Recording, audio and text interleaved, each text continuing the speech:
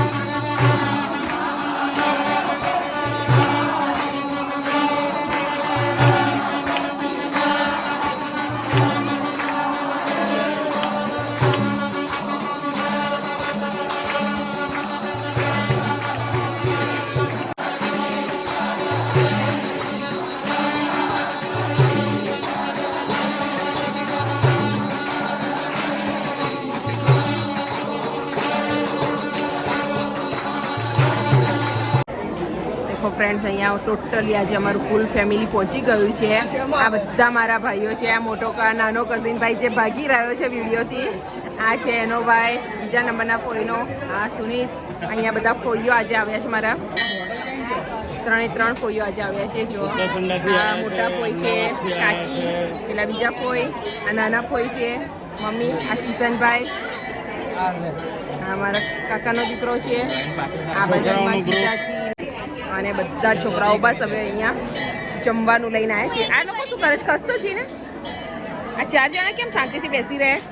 અચ્છા,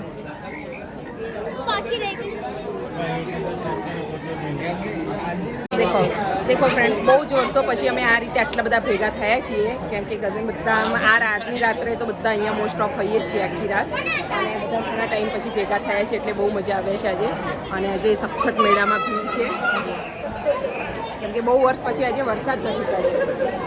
દર વર્ષે વરસાદ હોય છે. હા, આ વર્ષે વરસાદ નથી ને એના લીધે સખત મેળામાં ભીડ છે અને પણ પરમિશન નથી મળી રાજકોટના કારણે. ચકદોડોની પરમિશન નથી મળી એટલે ભીડ છે પણ મેળામાં દર્શન માટેની ભીડ છે. કામીની કોક મળ્યું મેં અહીંયા તો બધાને બસ કેમ છો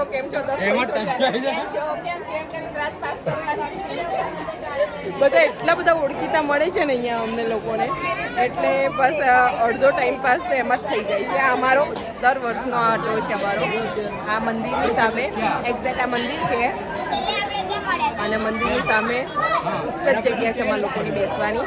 તો કોઈ બી ઓળખીતા મળવા માટે આવે ને એમને ખબર જ હોય કે અમે લોકો અહીંયા બેઠા હોઈશું. બધા સીધા અહીંયા જ મળવા આવી જાય છે. તો અહીંયા અમારો પિટારો ખુલી ગયો છે ખાવાનો. બધું જાતનું 56 ભોગ આવી ગયા છે. શું છે જોવા દે તો જરા. આ બધું પાણી પીણી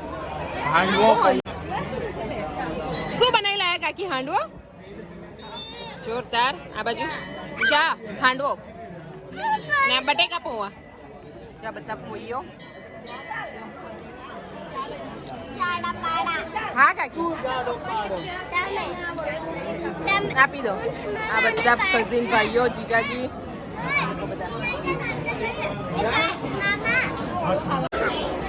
શેની મજા માણી રહ્યા છો ભાઈ ચા ને ચા બટેકા પૌવા હાંડવો સરસ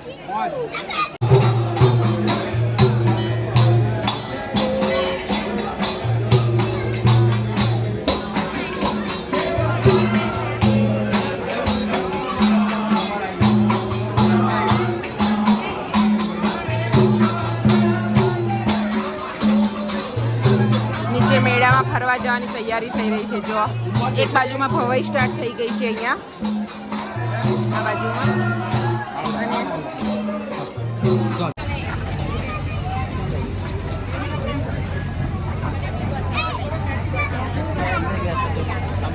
બેસી આ કારમાં કિશન ઈચ્છા કરી આ વખતે મોટા કોઈ રાઇડ્સ જ નથી આવ્યા ને એટલે વિહાન બેસું છું વંશુ પેલી ટ્રેનમાં બેસું જ બાજુમાં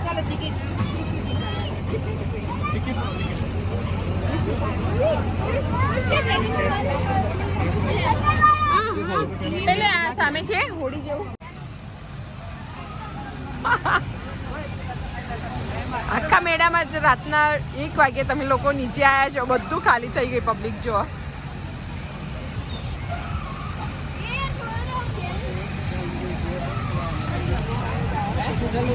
શું થાય છે શું કિશન આપણે લોકો એકવાર બ્રેક ડાન્સમાં બેઠા બ્રેક બાપ રે જબરજસ્ત ખુલી ગયું તું કેવું થયું હતું હા નતો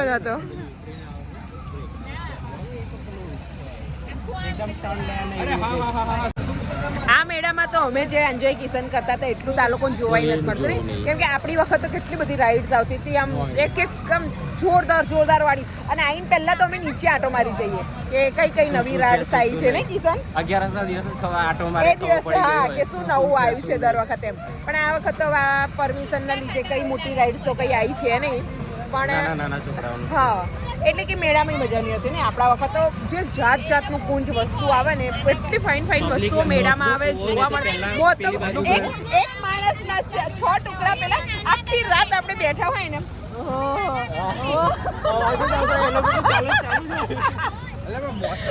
એટલો બધો અવાજ આવે ને પહેલું જોયો અહીંયા આ બાજુ સામેની સાઈડ પહેલું અને જે આખી રાત બાઈકો ફોડ કરે ને બાઈકો ને ગાડીઓ ફોડ કરે જે અવાજ આવે સખત યાર અને પેલું જે મને સૌથી બધા તો એના હાથ પગ કાપી નાખ્યા હોય ને એમાં એટલી મજા આવે ને જોવાની ને કિશન બધી જોરદાર વસ્તુ હતી પેલા તમે ઘણી થોડું હોય આવી ટ્રેનો બેનો તો મજા જ નથી આવતી પેલા બંને ત્યાં બેઠા પેલી ટ્રેનમાં નિવાંશ ને ક્રિસ બન્યો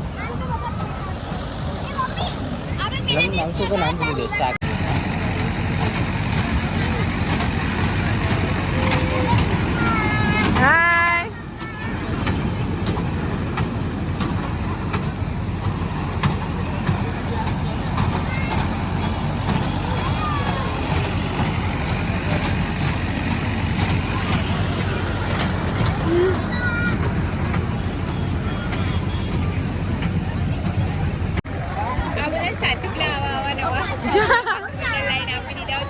હા એ પકડો ફીટ વંશવિહાન તો ખરેખર ચલાવતા હોય એવું લાગે છે વંશવિહાન વાહ વાહ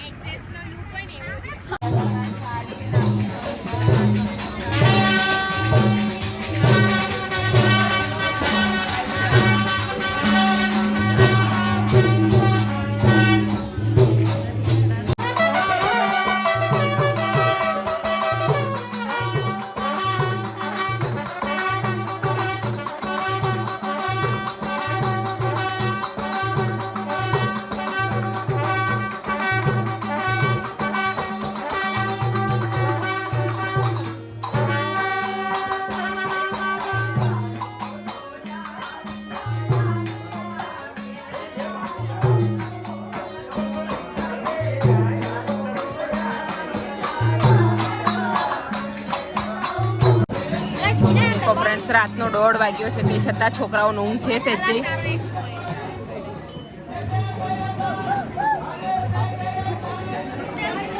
ત્યારે ભવાઈ ચાલે છે માતાજીને.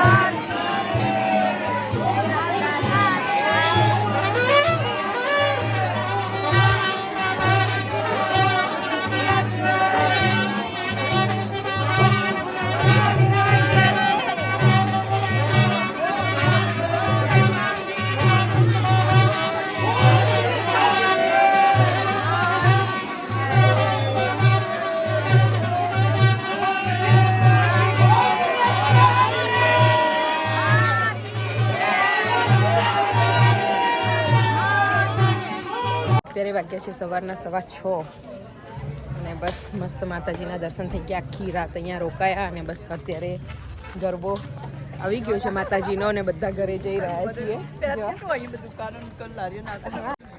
બસ જો બધા સવારના 6:15 થઈ ગયા છે. મસ્ત મોરલા બોલી રહ્યા છે પાછળ અને છોકરાઓ ભર ઊંઘમાં છે. હા શું બેટા એ બાન બધાના હાથમાં છે જો.